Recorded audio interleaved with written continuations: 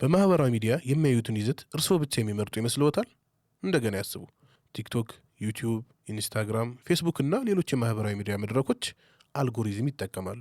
ይህ አልጎሪዝም የሚመለከቷቸውን፣ የሚወዷቸውን አስተያየት የሚሰጡባቸውንና የሚያጋሯቸውን ይዘቶች በመከታተል ምን አይነት መረጃ እንደሚወዱ ለመገመት ይሞክራል። ከዚያም ከወደዷቸው ይዘቶች ጋር ተመሳሳይ የሆኑ ቪዲዮዎችን፣ ምስሎችንና መረጃዎችን ደጋግሞ ያሳየዎታል።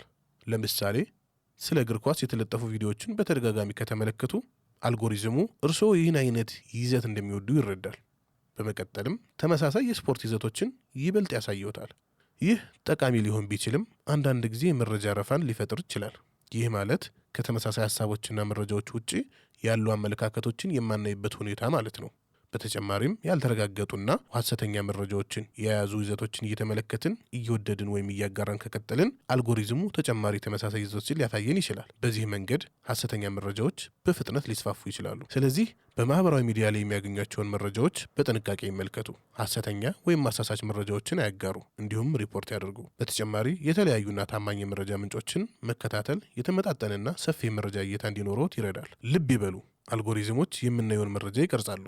ነገር ግን የምንመርጠውንና የምናጋራውን ይዘት የምንወስነው እኛ ነን።